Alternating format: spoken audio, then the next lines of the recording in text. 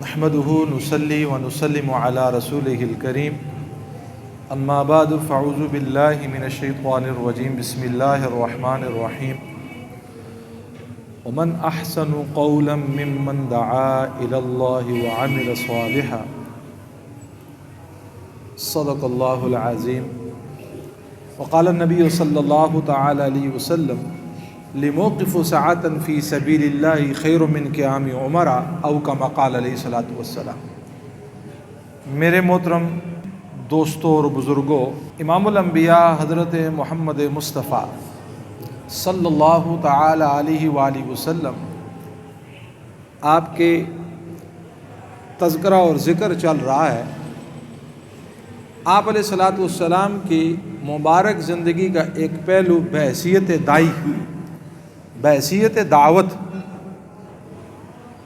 صحابہ بحیثیت داعی اور بحیثیت دعوت، انبیاء علیہ الصلوۃ والسلام بحیثیت داعی اور دعوت۔ کفر جب بھی ٹوٹا ہے تو کلمے والوں کے کلمے کے یقین کی وجہ سے ٹوٹا ہے۔ بے شک سابقہ انبیاء اور سابقہ قوموں کے حالات انسان جب دیکھ لے، جتنا کفر ٹوٹا ہے، فرعون کا کفر، حامان کا کفر، شداد کا کفر، قوم عاد، قوم سمود، جب یہ کلمے کے مقابلے میں آئے، نبی کے مقابلے میں آئے اور کلمے کی دعوت پورے زور اور طاقت سے جب چلی تو پھر اللہ نے کفر کو توڑا۔ اور اللہ خود کہتے ہیں کہ ہم حق کو باطل پر مارتے ہیں اور اس طرح مارتے ہیں کہ پھر باطل کا بھیجا نکال دیتے ہیں۔ فرمایا اگر کفر نہیں ٹوٹ رہا، اس کا مطلب یہ ہے کہ کلمے والوں کی جو کلمے کی دعوت یقین کے ساتھ ہے وہ کمزور ہے، اس لیے کفر نہیں ٹوٹ رہا۔ اور حالات جو آتے ہیں، انفرادی حالت، گھریلو حالت، اجتماعی حالت، ملک کی حالت، قوم کی حالت اور ملت کی حالت، میرے محترم دوستوں اور بزرگوں، ان سب کا دار و مدار انسان کے اعمال پر ہے۔ اللہ رب العزت کا خود ارشاد ہے، فرمایا فَأُوتِيتُ، فرمایا جب تم میری اطاعت کرتے ہو تو پھر میں رضیت، پھر میں راضی ہو جاتا ہوں۔ اذا رضیت، فرمایا جب میں راضی ہوتا ہوں تو یا اللہ پھر تو کیا کرتا ہے؟ فرمایا پھر سنو، پھر میں اپنی ایسی لامتناہی، نہ ختم ہونے والی رضا اور برکت اتارتا ہوں جس کی کوئی انتہا نہیں ہے۔ فَإِذَا عَصَيْتَ، جب تو نافرمانی کرتا ہے، غضبت، پھر میں غصے ہو جاتا ہوں۔ فَإِذَا غَضَبْتُ، فرمایا جب میں غصہ ہوتا ہوں تو فرمایا یا اللہ پھر تو کیا کرتا ہے؟ پھر اللہ رب العزت فرماتے ہیں پھر میں برکت کو اور اپنی رحمت کو اٹھا لیتا ہوں، فرمایا پھر میں لعنت کو اتار دیتا ہوں۔ جب میں لعنت کو اتارتا ہوں، فرمایا جب لعنت اترتی ہے پھر اس کا اثر، فرمایا جس طرح برکت کا اثر نہ ختم ہونے والا ہے، اسی طرح فرمایا کہ اس لعنت کا اثر تیری 7 پشتوں تک جاتا ہے، 7 نسلوں تک جاتا ہے، اس کا اثر پھر یہاں نہیں رہتا۔ عیسیٰ علیہ السلام کا گزر ہوا، اللہ نے آپ کو یہ معجزہ عطا کیا تھا۔ اور یہ بات یاد رکھیں، معجزہ صرف نبی کے ساتھ خاص ہے۔ کس کے ساتھ خاص ہے؟ یہ عموماً ہم میرے محترم دوستوں اور بزرگوں چلتے پھرتے باتیں کرتے رہتے ہیں، جی فلاں معجزہ ہو گیا، جی معجزہ ہو گیا۔ او بھائی اللہ کے بندو، معجزہ صرف نبی، یہ نبی کے حق کی دلیل ہوا کرتی ہے، نبی کے صداقت کی دلیل ہوا کرتی ہے۔ حضور کے انگشت مبارک سے چاند کے 2 ٹکڑے ہوئے، یہ معجزہ ہے۔ آپ کے انگشتان مبارک میں سے پانی کے چشمے جاری ہوئے، یہ آپ کا کیا ہے؟ معجزہ ہے۔ پہاڑوں کا آپ کو سلام کرنا، یہ آپ کا معجزہ ہے۔ بادلوں کا آپ کے اوپر سایہ کرنا، یہ آپ کا کیا ہے؟ معجزہ ہے۔ میرے محترم دوستو، درخت کا زمین پھاڑ کر آپ کے قدموں میں آنا، یہ کیا آپ کا معجزہ ہے۔ اور ہاتھ میں کنکروں کا کلمہ پڑھنا، یہ آپ کا معجزہ ہے۔ مردہ گو کا آپ کی رسالت کی گواہی دینا، ختم نبوت کی گواہی دینا، یہ آپ کا کیا ہے؟ معجزہ ہے۔ معجزہ صرف نبی کے ساتھ ہے، اس کے علاوہ کسی کے ساتھ خاص نہیں ہے۔ اور ہم لا علمی میں میرے محترم دوستوں اور بزرگوں، ایک نوجوان کا واقعہ کسی نے بیان کیا ہے اور اس آدمی نے خود اپنی آنکھوں سے دیکھا ہے۔ کہتے ہیں کہ نوجوان تھا، ہم اس کو سمجھاتے تھے بھائی نماز پڑھ لو، نماز پڑھ لو۔ کہتے ہیں اپنی قبر کی فکر کرو، میری قبر کو چھوڑ دو، اپنی قبر کی فکر کرو، میری قبر کو چھوڑ دو۔ میرے محترم دوستوں اور بزرگوں، اس نوجوان کا جب انتقال ہو گیا، فرمایا جب انتقال ہوا تو اس کی میت کو جب گھر سے باہر نکلا تو اس کی میت کو چاروں طرف سے کتوں نے گھیر لیا. کہتے ہیں پورا مجمع درمیان میں، میت درمیان میں، کتوں کو بھگا رہے ہیں. میں کسی بڑے عالم سے رابطہ کیا، حضرت یہ بات ہے. میں بڑی مشکل سے اس کو قبر میں اتارا. قبر میں اتارنے کے بعد جنازہ پڑھ کے قبر میں اتارا. جب لوٹنے لگے تو کتے جو ہے اس کی قبر کو کھود رہے ہیں. سارے جمع ہو گئے. کسی عالم کے پاس فتویٰ بھیجا. اس نے کہا اللہ کچھ دکھانا چاہتے ہیں، اللہ کچھ دکھانا چاہتے ہیں، فرمایا اس کی قبر کو کھودو. کہتے ہیں ہم وہ فتویٰ لے کر ڈی سی کے پاس آئے، پھر محکمے والے جمع ہوئے، پھر لوگوں کو جمع ہوا، پھر اس کی قبر کو کھودا. میرے محترم دوستو فرمایا وہ بندہ نہیں تھا، اسی کی جگہ سور پڑا ہوا تھا. فرمایا کہ میرے محترم دوستو اور بزرگوں، جو بے نمازی ہے نا، بے نمازی کے بارے میں فرمایا اس بات کا کہا گیا ہے کہ بے نمازی کو مسلمانوں کے قبرستان میں بھی دفن نہ کرو. سیدنا عمر فاروق رضی اللہ تعالیٰ عنہ کے پاس بوڑھی عورت آتی ہے اور آ کر یہ بات عرض کرتی ہے عمر عدل کرو. کہا کیا عدل کروں؟ کہا میرے سر پہ تیل کا گڑا تھا، ٹھوکر لگی، وہ گڑا گر گیا، اس میں تیل تھا، تیل زمین کے اندر، زمین نے اس تیل کو جذب کر لیا ہے. آپ نے فرمایا مجھے اس جگہ پر لے کر جاؤ. عمر فاروق رضی اللہ تعالیٰ عنہ کو بوڑھی عورت اس جگہ پہ لاتی ہے. کہا یہ دیکھو تیل کے اثرات ہے، زمین نے تیل کو چوسا ہوا ہے. سیدنا عمر فاروق رضی اللہ تعالیٰ عنہ زمین کی طرف مخاطب ہو کر کہتے ہیں اے زمین اس بوڑھیا کے تیل کو واپس کر ورنہ میں تیرے اندر بے نمازی کو دفن کر دوں. فرمایا اس زمین نے جب یہ سنا اس پہ تیل کو اپنے پیٹ سے باہر پھینک دیا کہ یہ ظلم نہ کرنا کہ میرے اندر کسی بے نمازی کو دفن کر دے.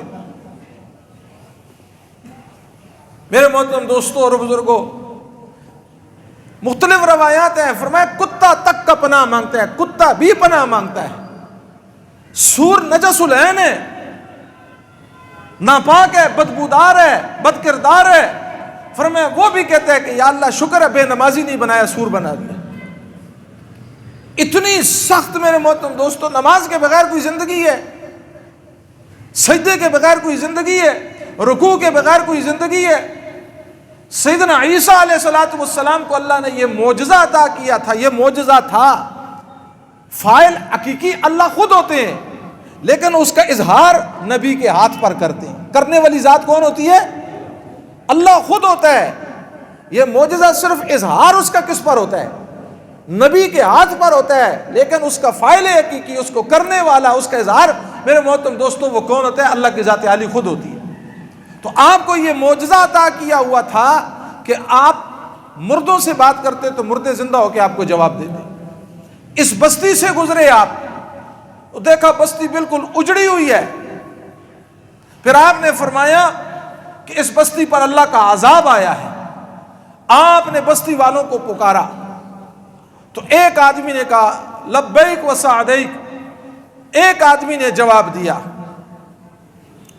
پھر آپ نے اس سے پوچھا کہ تمہارے اوپر یہ حال کیوں آیا، یہ اللہ کا عذاب کیوں آیا، اللہ نے یہ کیوں معاملہ کیا؟ تو وہ آگے سے جواب دینے لگا حب الدنیا والتواغیت، دنیا کی محبت اور تواغیت کی وجہ سے ہمارے اوپر یہ حال آیا. آپ نے پوچھا تواغیت کیا ہے، اس کا کیا مطلب ہے؟ تو وہ آدمی آگے سے جواب دیتا ہے اس کا مطلب یہ ہے کہ جو لوگ برا کام کرتے تھے، برائی میں مبتلا تھے، ان کو اس برائی سے روکنا تو دور کی بات، ہم بھی اس میں ان کے ساتھ بیٹھ جاتے تھے. انہی کی مجلس میں بیٹھنا، انہی کی مجلس میں باتیں کرنا، ان کو اس برائی سے نہ روکنا، اس کا مطلب یہ ہے. فرمایا حب الدنیا کا کیا مطلب ہے؟ فرمایا مال کے آنے پہ خوشی ہونا اور مال کے جانے پہ دل کا ناراض ہو جانا. حلال اور حرام کی کوئی تمیز نہیں، مال کیسے کمایا جا رہا ہے اور کہاں خرچ کیا جا رہا ہے. عرش الہی کے سامنے اللہ ایک سوال یہ بھی کرے گا کہ فرمایا مال کمایا کہاں سے تھا، اس کا علیحدہ سوال ہوگا، پھر اس کو لگایا کہاں، اس کا علیحدہ سوال ہوگا. بعض اوقات انسان کماتا تو حلال ذرائع سے ہے، محنت تو حلال طریقے سے کرتا ہے، لیکن خرچ کرنے کے ذرائع کو نہیں دیکھتا میں کدھر لگا رہا. بیٹے کی شادی آ گئی، سنت طریقے کو چھوڑ کے اور طریقوں پر سنت معاملات کو چھوڑ کر اور معاملات پہ پیسہ لگا رہے ہیں. محنت تو بڑی کی ہے اس نے کمانے کے اندر. فرمایا یہ تھا نہ حلال کو دیکھتے تھے نہ حرام کو دیکھتے تھے, دنیا میں اتنے کھو چکے تھے. پھر آپ نے پوچھا اب کہاں ہو؟ وہ کہنے لگا حاویہ میں. آپ نے فرمایا وما حاویہ, حاویہ کیا ہے؟ پھر وہ کہتا ہے سجین, یا غالباً سجین کہا تو پوچھا سجین کیا ہے؟ تو اس نے کہا حاویہ. پھر آپ نے فرمایا وما حاویہ یا وما سجین, سجین کیا ہے؟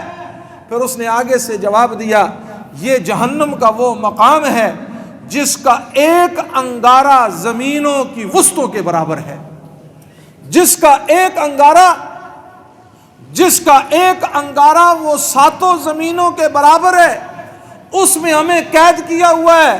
فرمایا تم کیوں جواب دے رہے ہو, باقی کیوں نہیں بول رہے؟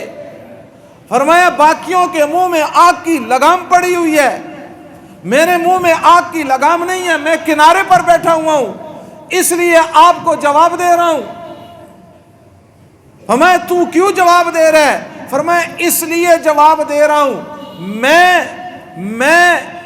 ان کی مجالس میں بیٹھتا نہیں تھا لیکن منع بھی نہیں کرتا تھا, بری مجلس میں شریک نہیں ہوتا تھا, ان کے ساتھ تماشے نہیں دیکھتا تھا, ان کے ساتھ بیٹھتا نہیں تھا لیکن ان کو منع بھی نہیں کرتا تھا, اس لیے میں کنارے پر بیٹھا ہوں, پتہ نہیں اللہ ادھر گراتا ہے یا جنت میں لے کر جاتا ہے. میرے محترم دوستوں اور بزرگوں, انبیاء علیہ الصلوۃ والسلام امت کے سب سے بڑے خیر خواہ, نبی سے بڑھ کر امت کا خیر خواہ کوئی نہیں ہوتا. نوح علیہ الصلوۃ والسلام 950 سال, ایک دن ہی 2 نبی ہیں جن کو اللہ نے پوری دنیا کی طرف مبعوث کیا. ایک حضرت سیدنا نوح علیہ الصلوۃ والسلام اور دوسرا آمنہ کے لال محمد رسول اللہ صلی اللہ تعالی علیہ وسلم. آپ کو بھی پوری دنیا کی طرف, حضرت نوح کو بھی پوری دنیا کی طرف, لیکن فرق ہے حضرت نوح کا زمانہ وہی اپنا زمانہ ہے اور اس وقت کی امت صرف اسی علاقے میں اللہ نے جمع کی ہوئی ہے. حضور کا زمانہ قیامت تک کا زمانہ ہے اور آپ کی امت شرق و غرب میں, مشرق و مغرب میں پورے روئے زمین پر پھیلی ہوئی ہے. آپ کی نبوت قیامت تک, نوح علیہ الصلوۃ والسلام کی نبوت قیامت تک نہیں ہے پوری دنیا کی طرف مبعوث ہے, لوگ بھی اسی علاقے کے اندر ہیں. اور قرآن میں کہتے ہیں دعوت قومی لیلا و نہارا, میں نے اپنی قوم کو دن کو بھی اللہ کی طرف بلایا اور رات کو بھی اللہ کی طرف بلایا. 950 سال گزر گئے اور پھر اوپر سے جواب آتا ہے اے نوح اب یہ ایمان نہیں لاتے, ان کے دلوں پر مور لگ گئی ہے. اور پھر میرے محترم دوستوں اور بزرگوں, حضرت نوح علیہ السلام نے فرمایا اللہ تو ان کو ہدایت دیتا کیوں نہیں ہے, اللہ ان کو ہدایت دے دینا. تو اللہ رب العزت جواب فرماتے ہیں اے نوح ہدایت جیسی اتنی عظیم دولت جو میرے خزانے میں سب سے اعلیٰ, اس سے اعلیٰ کوئی اور چیز نہیں ہے, اتنی عظیم دولت میں ان بے طلبوں کے گلوں میں ایسے ہی ڈال دوں؟ طلب نہیں ہوگی تو کچھ نہیں ملے گا, طلب نہیں ہے ہدایت نہیں ملے گی, طلب نہیں ہوگا مسجد میں آنے کی توفیق نہیں ملے گی, طلب نہیں ہوگی اللہ کے سامنے سجدہ کرنے کی توفیق نہیں ہوگی. دین کی دعوت دیتے ہیں, دین کی بات کرتے ہیں, میرے محترم دوستو یہ جواب دیا جاتا ہے تم اپنی قبر کی فکر کرو, میں اپنی قبر کی فکر. گویا طلب ہی نہیں ہے. جب طلب ہی نہیں ہے پھر میرے محترم دوستو حالات کیسے ٹھیک ہو؟ سینا نوح علیہ الصلوۃ والسلام نے فرمایا اگر اللہ ہدایت نہیں ہے پھر ان میں سے کسی ایک کو بھی زندہ نہ رکھ. فرمایا کشتی بناؤ, کشتی بنائی گئی, اب جوڑا جوڑا اٹھا کے کشتی میں ڈالو. عرض کیا ربا ایک طرف شیر ہے, دوسری طرف بکری ہے, ایک طرف بھیڑیا ہے, دوسری طرف بھیڑ ہے, تو یہ کس طرح اکٹھے ہوں گے؟ اوپر سے جواب آتا ہے ان کو دشمن کس نے بنایا؟ کہا آپ نے. فرمایا ان کے دل میں رحمی ڈالنے والی میری ذات ہے. سب سے پہلی چیز اٹھا کر جو کشتی میں ڈالی وہ چیونٹیوں کو ڈالا, چیونٹی کا جوڑا ڈالا. کیوں اتنا مقام پہلا کیوں ملا کہ چیونٹی میں تواضع ہے؟ اللہ نے بتا دیا کہ جس میں تواضع ہوتی ہے دیکھو اس کا نمبر کیسا آیا. اور پھر قرآن کے الفاظ ہیں, فرمایا بادل نہیں, بادلوں سے پانی نہیں آیا, بادل نہیں برسے. فرمایا اللہ نے آسمان کو پھاڑا, آسمان کو پھاڑا, اور فرمایا جس فرشتے کے ہاتھ میں بارش کا انتظام ہے پانی کی لگامیں ہیں، فرمایا اس کے ہاتھ سے بھی لگامیں بے قابو ہو گئی. اتنا پانی ہوا کہ پہاڑوں کی چوٹیوں تک پہنچ گیا. کتنے بڑے بڑے پہاڑ ہیں میرے محترم دوستوں اور بزرگوں، ایسے پہاڑ بھی ہیں جو میں نے اور آپ نے آج تک دیکھے بھی نہیں.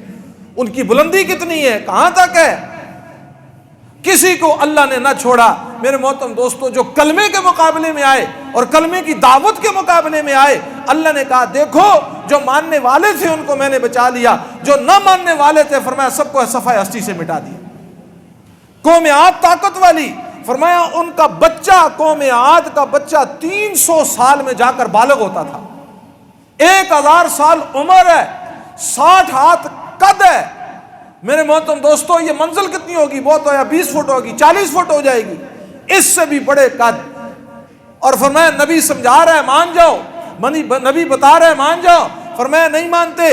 اللہ نے کات بھیجا، اس کات میں جانوروں کو کھا لیا، درخت کے پتوں کو کھا لیا، سب کچھ ختم، خشک سالی ہے. فرمایا اب مان جاؤ، اللہ کی طرف آ جاؤ، وہ تمہارے اوپر خوشحالی کو اتارے گا، وہ برکات کو اتارے گا، وہ بارش کو اتارے گا، بنجر اور مردہ زمین سے غلوں کو اتارے گا. فرمایا نہیں مانتے. وفد بھیجا انہوں نے اپنا ایک بیت اللہ میں، جا کر اس نے دعا مانگی.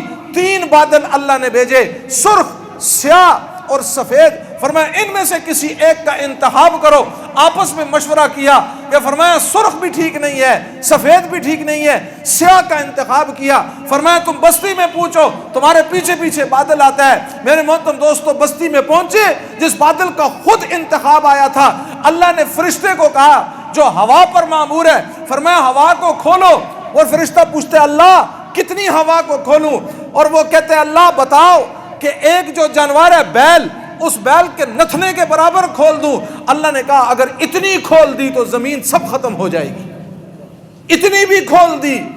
فرمایا چھوٹی انگوٹھی، چھوٹی انگوٹھی کا حلقہ ہے، اتنی ہوا کو کھولو. میرے محترم دوستو اتنی ہوا کو کھولا. فرشتہ کہتا ہے میرے ہاتھ سے بھی ہوا بے قابو ہو گئی. ہوا چلی، ان کو اٹھایا، کداور لوگوں کو اٹھایا. اٹھانے کے بعد ان کے سروں کو آپس میں ٹکرایا، بیجوں کو باہر نکال کے اللہ نے دکھا دیا دیکھو نبی کے مقابلے میں آئے، کلمے والوں کے مقابلے میں آئے. فرمایا دیکھو میں نے ان کو کیسے ختم کر دیا. قوم عاد ہے، قوم سمود ہے، قوم شعیب ہے، قوم صالح. ساری قرآن میرے محترم دوستو ان اقوام کی عبرت اور نبی کی دعوت کو ذکر کر رہا ہے.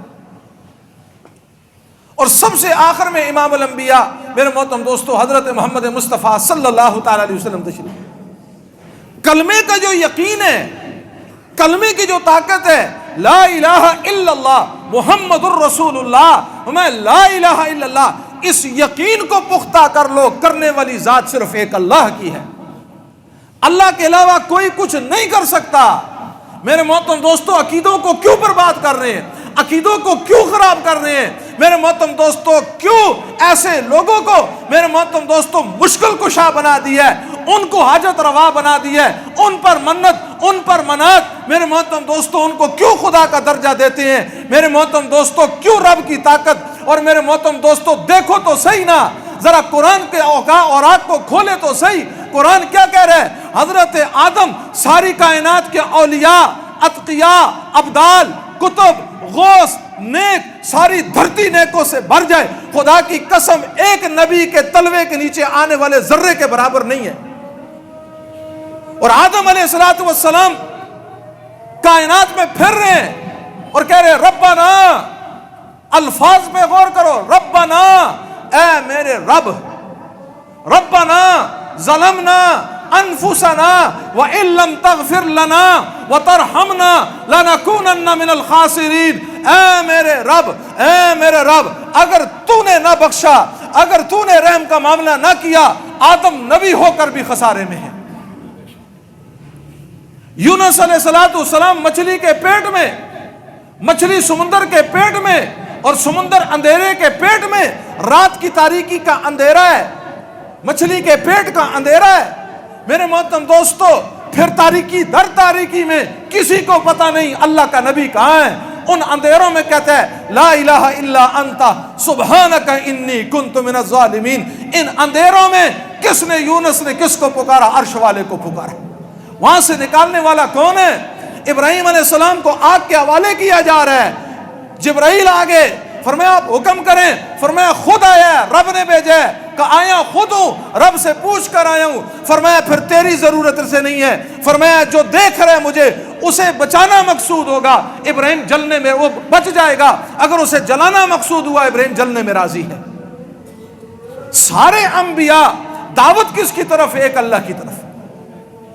حضور علیہ السلام کی محنت، حضور علیہ السلام کا رونا، آپ کو امت کے ساتھ محبت، آپ کی امت کے ساتھ شفقت۔ میرے محترم دوستوں، کس طرح قرآن ہم بھی پڑھتے ہیں، قرآن میں آیات ہم بھی پڑھتے ہیں۔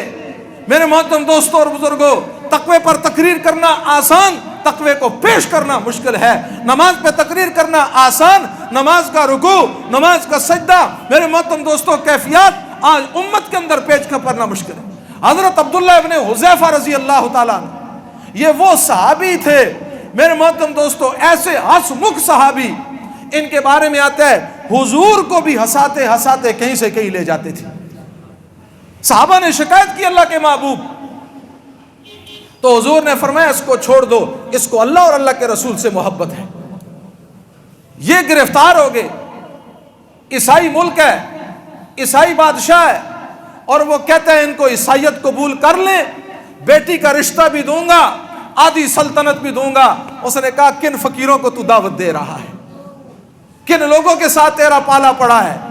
ہم نے یوں ہی تو نہیں غلامی رسول کا دم بھرا، ہم نے یوں ہی تو نہیں اطاعت رسول کا دم بھرا، ہم نے یوں ہی نہیں خدا کی توحید کے نغمے گائے۔ فرمایا تو اپنا ملک اپنے پاس رکھ، اپنا مال اپنے پاس رکھ، ہمیں فقر میں اس حال میں بھی فرمایا رب کی اطاعت اور محمد رسول اللہ کی اطاعت یہ عزیز ہے۔ زور لگا لیا اس نے، پھر اس نے اپنی بیٹی کو کہا کہ تو اس کے کمرے میں جا، سور کا گوشت ساتھ لے کر جا، شراب ساتھ لے کر جا، اس کو اپنی زلفوں کا اسیر کر، اس کو اپنے حسن کے جلوے دکھا اور اس کو زنا کے اندر مبتلا کر۔ میرے محترم دوستو، بند کمرہ ہے، حضرت عبداللہ ابن حذیفہ وہاں اکیلے ہیں اور کوئی نہیں ہے۔ یہ لڑکی اندر داخل ہوتی ہے، اپنا پورا حسن اور نکھار کے ساتھ اندر جاتی ہے۔ ایک دن گزر گیا، حضرت حذیفہ کے گرد گھوم رہی ہے، حضرت حذیفہ کے گرد گھوم گئی ہے، رات کی تاریکیاں گزر رہی ہیں، دن کے اجالے گزر رہے ہیں، 3 دن گزر گئے ہیں۔ اے صحابی، اے صحابی، تیری عظمت پہ قربان جائیں۔ سامنے 2 باتیں تھی، فرمایا ایک اللہ نے کہا اس موقع پر کیا کرو، اس موقع پر اپنی نگاہوں کی حفاظت کرو، ان کو ناپاک نہ کرنا، ان میں پہانا نہ بھرنا، ان سے بدنظری نہ کرنا، ان سے بدنگاہی نہ کرنا، کسی کی بہن کو، کسی کی بہو کو، کسی کی بیٹی کی عزت کو تار تار ان نگاہوں سے نہ کرنا، کیونکہ تیری خود اپنی ماں بھی ہے، تیری اپنی بہن بھی ہے، تیری اپنی بھی بیٹی ہے، کہیں تیری نگاہ غلط پڑی، کہیں ادھر تیری بہن اور تیری بیٹی کی عزت تار تار نہ ہو جائے۔ اللہ نے کہا اپنی نگاہوں کو جھکا کر رکھو۔ حضرت حذیفہ کی نگاہ جھکی ہوئی ہے، ادھر فرمان رسول سامنے ہے، ادھر قرآن کی سورہ یوسف سامنے ہے۔ زلیخا حضرت یوسف کو اندر لے کر جا رہی ہے، دروازے بند ہیں، دروازے بند ہیں، اور پوری زینت کے ساتھ حضرت یوسف کو کہتی ہے آؤ میرے ساتھ برائی کرو، آؤ میرے ساتھ برائی کرو۔ حضرت یوسف نے صرف کہا قال انی معاذ اللہ، قال انی معاذ اللہ، تو اپنے حسن کو اپنے پاس رکھ، میں عرش والے کی پناہ مانگتا ہوں، میں عرش والے کی پناہ میں آتا ہوں۔ ہم نے اللہ کو پہچانا نہیں ہے، اللہ کی محبت کو جانا نہیں ہے، اللہ کی محبت کو چکھا نہیں ہے۔ حضرت حذیفہ کے سامنے 2 چیزیں ہیں، ان 2 چیزوں پہ اڑے ہوئے ہیں، ڈٹے ہوئے ہیں۔ ایک رب کی محبت معجزان ہے، دوسرا فرمان رسول ہے، اور قرآن زندگیوں میں اترا ہوا ہے۔ 3 دن گزر گئے، اور 3 دن کے بعد جا کر بادشاہ کو کہتی ہے ارسلنی الی حجر، تو نے مجھے کس پتھر کی طرف بھیجا ہے، وہ نگاہ اٹھاتا ہی نہیں ہے، میں اسے گمراہ کیسے کروں، میں کس طرح گمراہ کروں۔ میرے محترم دوستوں اور بزرگوں، اس طرح حضور کی محنت جیوں میں اتری ہوئی تھی۔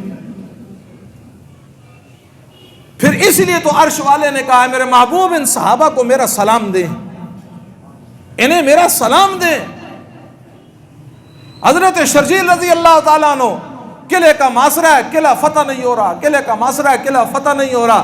فرمایا ایک دن میرے محترم دوستو گھوڑی کی ایڑ لگاتے ہیں، اور لگا کر قلعے کے پاس جا کر کہتے ہیں او کافرو سنو، او کافرو سنو، تم ہمیں ایسے ہی سمجھتے ہو، تمہیں پتہ نہیں ہم کون ہیں، ہم حضور کے غلام ہیں۔ فرمایا سنو، اگر ہم چاہیں تو ایک نعرہ لگائیں اور قلعہ زمین بوس ہو جائے۔ پھر آپ نے فرمایا لا الہ الا اللہ، اللہ اکبر، اتنا کہنا تھا کہ سارا قلعہ زمین پہ آ گیا۔ اندر کا یقین بنا ہوا تھا، اندر اللہ کی محبت اتری ہوئی تھی، اندر اللہ کی محبت معجزن ہوئی تھی۔ پھر صحابہ نے اس پر اپنا سب کچھ لٹا دیا، اپنا سب کچھ لگا دیا۔ حضرت سفینہ رضی اللہ تعالیٰ عنہ صحابہ کے لشکر سے بکھر گئے، جنگل میں بھٹک رہے ہیں، جا رہے ہیں، اچانک شیر باہر نکلا، ایسے داڑ کے حملہ کرنے لگا۔ آپ نے فرمایا رک جا، تجھے پتہ ہے میں حضور کا غلام ہوں۔ اتنا کہنا تھا، خدا کی قسم شیر نے اپنی گردن جھکا کے حضرت سفینہ کے قدموں کو چاٹنا شروع کر دی۔ آپ نے فرمایا تو انسانوں کی بو کو سونگھتا ہے، مجھے حضور صحابہ کے لشکر کے پاس لے کر جا۔ شیر آگے آگے، صحابی پیچھے، ساری بات حضور کو سنائی۔ اللہ کے محبوب، میں نے کہا میں حضور کا غلام ہوں۔ اس نے داڑتے ہوئے کچھ کہا، حضور نے فرمایا تو نے جب کہا میں کالی کملی والے کا غلام ہوں، شیر نے کہا میں کالی کملی والے کے غلاموں کا بھی غلام ہوں۔ میرے محترم دوستوں اور بزرگوں، آج بھی اللہ وہی ہے، آج بھی اللہ کی طاقت وہی ہے۔ حضور علیہ الصلوۃ والسلام شام کے سفر سے واپس آئے۔ حضرت بشیر رضی اللہ تعالیٰ عنہ، آپ کا چھوٹا سا بیٹا، 5 سال کا بیٹا، صحابہ کا دستور تھا جب جماعت واپس آتی مدینے میں اعلان ہو جاتا کہ صحابہ کا لشکر آ رہا ہے، جماعت آ رہی ہے، مدینے کے بچے باہر نکلتے، ریت کے ٹیلوں پہ کھڑے ہو جاتے اور استقبال کرتے۔ جس کو اپنا باپ نظر آتا وہ بھاگتا ہوا جاتا اور اپنے باپ کے سینے سے لگتا، باپ اٹھا کر مدینے میں لے کر داخل ہوتا۔ حضرت بشیر کہتے ہیں میں ٹیلے پر کھڑا تھا، ماں میری پہلے مر چکی تھی، ماں میری تھی نہیں، صرف میرا باپ تھا، وہ بھی اللہ کے راستے میں گئے ہوئے تھے۔ کہتے ہیں سارا لشکر گزر گیا، مجھے میرا والد نظر نہیں آیا۔ آخر میں حضور کی سواری تھی، میں بھاگا وہ حضور کے پاس گیا، میں نے کہا اللہ کے محبوب ماں پہلے نہیں ہے، باپ کدھر ہے؟ حضور نے چہرہ انور دوسری طرف کر لیا۔ کہتے ہیں میں دوسری طرف آیا، میں نے کہا اللہ کے محبوب میرے والد کہیں؟ حضور کی آنکھوں میں آنسو تھے، اٹھا کر سینے سے لگا کر کہا بشیر تیرا والد اللہ کے راستے میں شہید ہو گیا۔ میرے محترم دوستوں، قربانیاں دی ہیں۔ مدینہ میں کتنے صحابہ کی قبریں ہیں، کوئی کہاں جا کے سو گیا، سکر میں صحابہ کی قبریں، پشاور میں صحابہ کی قبریں، افغانستان میں صحابہ کی قبریں، چین میں سعد بن ابی وقاص سوئے ہوئے ہیں۔ میرے محترم دوستوں اور بزرگوں، حضرت ابو ایوب انصاری رضی اللہ تعالیٰ 90 سال کی عمر میں ترکی استنبول میں جا کر مدفون ہوتے ہیں۔ کہتے ہیں مر گیا تو میرا میت بھی راستے میں چلانا۔ اس لیے میرے محترم دوستوں، وہ ترتیب ہے جس ترتیب سے دین سارے عالم کے اندر زندہ ہوا، اسی ترتیب سے آج دین آج بھی زندہ ہوگا اور جیوں میں بھی آئے گا، زندگیوں میں بھی آئے گا۔ یہ دعوت تبلیغ کے نام سے جو محنت ہے میرے محترم دوستوں، یہی محنت ہے۔ اسی پر امت کو تیار کیا جا رہا ہے، اسی پر امت کو کھڑا کیا جا رہا ہے کہ کلمے والے یقین کو اندر اتارو، لا الہ الا اللہ کی ایسی ضربیں لگاؤ، ایسے بول بولو کہ اللہ وہ ہے جس نے آسمانوں کو بغیر ستون کے کھڑا کر دیا، اللہ وہ ہے جس نے زمین کی وسطوں کو بنا دیا، اللہ وہ ہے جو زمین پھاڑ کے غلہ نکالتا ہے، اللہ وہ ہے بغیر عمدن، بغیر ستون کے ایک نہیں 7 آسمانوں کو کھڑا کر دیا، کائنات کے بر اعظموں پہ جس کا قبضہ، عرش و فرش پہ جس کا قبضہ، انسان کی موت و حیات پہ جس کا قبضہ، جنت کا جو مالک، جہنم کا جو مالک، حضرت آدم سے لے کر قیامت تک آخری انسان تک سب کو پیدا کرنے والا جو اللہ ہے، جو اللہ ہے، وہ اللہ کہتا ہے انی لکا محب فبحقی علیک کن لی محبا۔ ساری کائنات کا اللہ کہتا ہے اے میرے بندے میں تجھ سے محبت کرتا ہوں، تو بھی مجھ سے محبت کر۔ اسی کی آواز ہے کہ اس یقین کو پختہ کرنا اور اطاعت رسول پہ زندگی گزار کے چلے جانا۔ میرے محترم دوستو، یہ سودا سستا ہے۔ مجھے بتاؤ نا، زندگی یوں ہی گزرتی چلی جائے گی اگر میں اور آپ دین کا کام نہیں کریں گے نا۔ یہ بات یاد رکھو، اللہ میرا اور آپ کا محتاج نہیں ہے۔ اللہ کافروں کو اسلام میں داخل کرے گا، ان سے پھر اپنے دین کا کام لے گا۔ گانے بجانے والوں کو اللہ اسلام میں داخل کرے گا۔ میرے محترم دوستوں اور بزرگوں، وہ لوگ جن کو خنثی مشکل کہا جاتا ہے، جن کو خسرا کہا جاتا ہے، ایسے لوگوں کو اللہ دین کے اندر داخل کر کے اپنے دین کا کام لے لے۔ وہ محتاج نہیں ہے، چاہے تو ابابیلوں سے لے، چاہے ایسی مخلوق سے لے۔ اگر ہم نہیں کریں گے میرے محترم دوستوں، ہم اس دین کو سینے سے نہیں لگائیں گے, راتوں کو اٹھ کے اللہ پاک سے نہیں مانگیں گے اللہ میرا اور آپ کا محتاج نہیں, اللہ کسی اور سے کام لے لے, تو بتاؤ میرے محترم دوستو کرنا چاہیے نہیں کرنا چاہیے؟ اللہ کے راستے میں نکلنا چاہیے نہیں نکلنا چاہیے؟ دور دیر کے لیے نکلنا چاہیے نہیں نکلنا چاہیے؟ کب تک زندگی یوں ہی گزرتی رہے گی؟ 12-14 سال ہو گئے یہاں جمعہ پڑھاتے ہوئے. اس لیے میرے محترم دوستو آج یہ سارا مجمع انشاءاللہ نیت کرے, پہلی فرصت میں 4 مہینے لگائیں گے. کیا کریں گے؟ پہلی فرصت میں کیا کریں گے میرے محترم دوستو اور بزرگوں؟ 4 مہینے پوری دنیا میں جانے کا دروازہ ہے. اللہ اس کو پوری دنیا میں پھر لے کر جائیں گے, ملک و ملک پھرے گا. وہ میرے محترم دوستو اور بزرگوں امریکہ کی ایک ریاست ہے ایمازون کا جنگل, پہلی جماعت سال پیدل کی گئی. امریکہ کے لوگوں نے محنت کیا کہ دیکھو یہاں جنگلی لوگ رہتے ہیں, یہاں نہ جاؤ, یہاں تم زندہ واپس نہیں آؤ گے. انہوں نے کہا رائمنڈ سے تشکیل ہوگی ہے, یہ جنگل میں داخل ہو گئے, 1 سال کام کر کے جنگل سے باحفاظت باہر نکلے. کچھ سال کے بعد پاکستان سے دوسری جماعت گئی, انہوں نے کہا وہ تو زندہ نکل گئے, تمہارا کچھ نہیں بچے گا. یہ بھی کام کر کے آئے. میرے محترم دوستو آج اس جنگل میں علماء موجود ہیں. یہ جماعت جو جہاں کام کر کے نکلی, وہ لوگ جن کو خدا کا پتہ نہیں ہے, جن کو انسانیت کا پتہ نہیں ہے, جو واشی در واشی ننگے زندگی گزارنے والے, وہاں سے آ کر یہاں سے عالم بن کے وہاں گئے. پھر وہ لوگ اس کو کہتے ہیں تبلیغ. ہم ملیشیا میں گئے, ملیشیا میں اورنگ اصلی ہے, یہ جو اصلی باشندے ملیشیا کے جو جنگلوں میں ہوتے ہیں, ہمیں وہاں انہوں نے بھیجا. میرے محترم دوستو وہاں جا کے ہم روئے. ایک لڑکا تھا وہاں, احمد, نیا مسلمان ہوا تھا. میں نے اسے پوچھا جنگل میں کیا کھاتے ہو؟ کہتا ہے سب سے لذیذ چیز ہمارا کوبرا سانپ تھا. کہتے ہیں لوگوں کو دیکھ کے لوگ بھاگتے ہیں, ہمیں دیکھ کر وہ بھاگ جاتا تھا, اس کو ہم کھاتے تھے. یہ تبلیغ والے ہمارے پاس نہ آتے, ہمیں خدا کیسے ملتا؟ میرے محترم دوستو اور بزرگوں اگر ہم محنت نہیں کریں گے اللہ کسی سے بھی کام لے لے گا. اس لیے آپ حضرات اپنی آپ کی مسجدوں میں جب جماعت آئے ان کے ساتھ جڑنا, تعلیم کے حلقوں میں بیٹھنا, مشورے کے حلقوں میں بیٹھنا, 3 دن کے لیے نکلنا. میرے محترم دوستو یہ عین دین کا کام ہے, کوئی فرقہ واریت کوئی ایسی بات نہیں ہے. اللہ کے راستے میں جب انسان نکلتا ہے خود اس کو اپنا پتہ چل جاتا ہے. میری نماز, مجھے بتاؤ نا آپ جتنے حضرات میرے سمیت بیٹھے, چلو ہم دین میں لگے, کبھی ہم نے اپنی ماں کو کہا ہے اماں تو صبح سرگی کوٹتی ہے, ہمارے لیے کھانا بناتی ہے, ہمارے کپڑے دھوتی ہے, گھر میں جھاڑو لگاتی ہے, باپ کی ڈانٹ کھاتی ہے, ساس ستھر اور نندوں کی تو سارے تانے برداشت کرتی ہے, اماں آ مجھے ذرا اپنی نماز کا سبق سکھا کہ تیری نماز کا سبق دیکھوں وہ ٹھیک ہے یا نہیں. ہمیں پتہ ہے کہ ہماری ماں جو اتنی محنت کر رہی ہے, وہ جو نماز پڑھ رہی ہے, کبھی ہم نے گھر میں نماز کا مذاکرہ کیے؟